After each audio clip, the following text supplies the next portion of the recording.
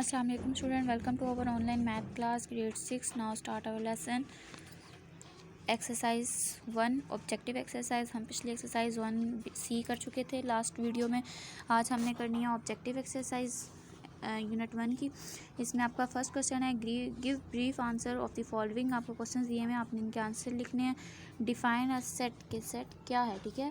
Simple आपने इनकी definitions पीछे जो मैंने आपको करवाई थी हर एक्सरसाइज के स्टार्ट में, उसी तरह आपने इनकी डेफिनेशंस लिखनी है, ठीक है। मैंने राइट की है। डिफाइन सेट आप क्या लिखेंगे, a collection of well defined and distinct object, ठीक है। Name symbol numbers is called set, ठीक है। नेक्स्ट आ जाता है आपके पास question differentiate between empty set and single set.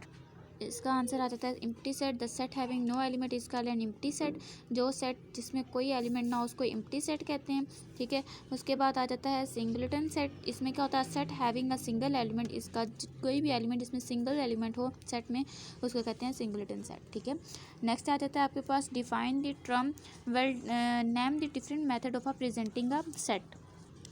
आपने उन सेट्स के जो प्रेजेंट करते हैं सेट को, आपने उन मेथड्स के नाम लिखने हैं। पहला क्या आ जाता है, empty set, singleton set, finite set, infinite set, equal set, equivalent set, universal set, subset, proper set and power set. 10 sets होते हैं जो कि प्रेजेंट करते हैं, 10 मेथड्स होते हैं जो प्रेजेंट करते हैं सेट को, ठीक है। नेक्स्ट क्वेश्चन आ जाता है आपके पास क्वेश्चन नंबर 4।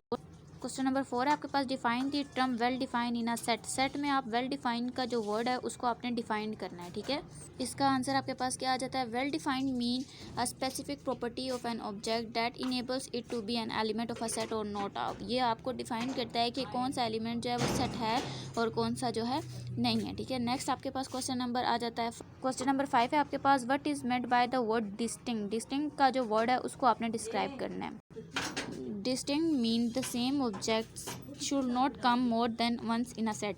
डिस्टिंक्ट का वर्ड्स वो होता है जो आपके किसी भी सेट में एक वर्ड के दरमियान में दोबारा रिपीट ना किया जाए सेट में, ठीक है, उसको कहते हैं डिस्टिंक्ट, ठीक है। नेक्स्ट आ जाता है आपके पास क्वेश्चन नंबर 6।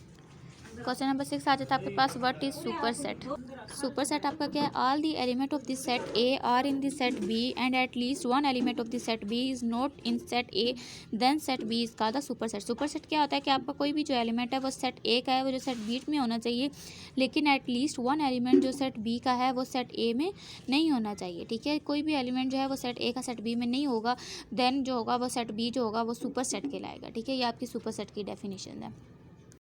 नेक्स्ट आपके पास आ जाता है question number B filling the blank. Filling the blank में आपके पास पहली फिलिंग द ब्लैंक से a dash has no element.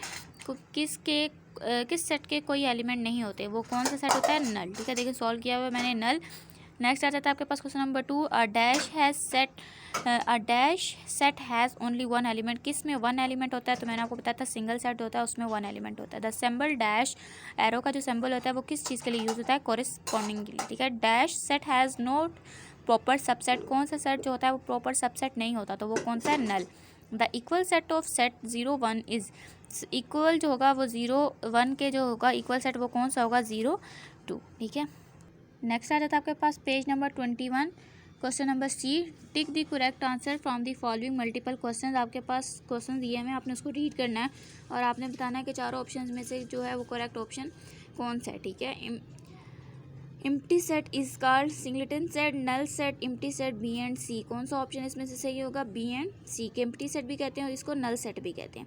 The symbol of subset is used in. Symbol, इस सिंबल को किसके लिए यूज़ किया जाता है, सबसेट के लिए, ठीक है। If the B is equal to the set of the vowel in the English alphabet then. English alphabet के लिए अगर हम वोवल करते हैं तो हम क्या करेंगे, ई नहीं आ सकता, आई नहीं आ सकता, यू शो करता है वोवल्स को, ठीक है। यू एलिमेंट है, नॉट एलिमेंट है बी का, ठीक है। ई भी जो है वो वॉवल्स में है, आई भी वॉवल में है, ठीक है।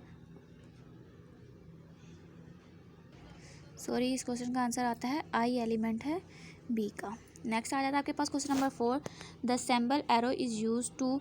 अभी मैंने आप लोगों को ये फिलिंग द ब्लैंक में करवाया था, तो ये अभी क्या आ जाता है, नॉट इक्विवेलेंट। उसमें क्या था, कॉरेस्पॉन्डिंग था ना, मतलब एरो था, एरो के ऊपर लाइन नहीं थी, तो इसके ऊपर एरो के ऊपर लाइन है, तो ये क्या आ जाता है आपके पास, नॉट इक्विवेलेंट से, ठीक है। The symbol of not element is use to, तो ये किसके लिए यूज़ होता है, इज़ नॉट एलिमेंट, ठीक है। अगर इसके ऊपर लाइन ना होती तो ये होता है एलिमेंट, और इसके ऊपर लाइन है तो क्या मतलब है कि not element.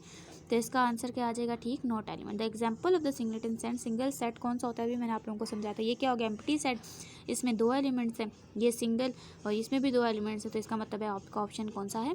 C. If D is equal to that element then आपने बताना है कि ये जो एलिमेंट्स हैं वो डी के क्या कहलाते हैं।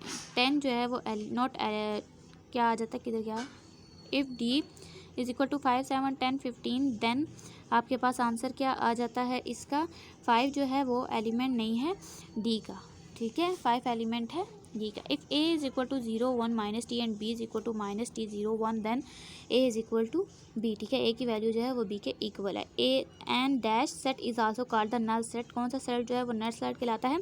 Empty set. And dash set has a uncountable element, मैंने आप लोगों को बताया था कि फिनाइट और इनफिनाइट में, तो इनफिनाइट में क्या होता है? जो काउंटेबल नहीं होते, तो इनफिनाइट इसमें से आ जाएगा, ठीक है। The symbol dash is use for, तो ये किसके लिए यूज़ होता है? प्रॉपर सबसेट के लिए और इम्प्रॉपर सबसेट के लिए, ठीक है। आपने इसकी ये MCQs जो हैं और फिलिंग द ब्लैंक्स जो हैं आपने अपनी बुक पे सॉल्व करने हैं। आपने ये जो क्वेश्चन आंसर है ये अपनी कॉपी पे सॉल्व करने हैं। ओके, अल्लाह हाफिज़।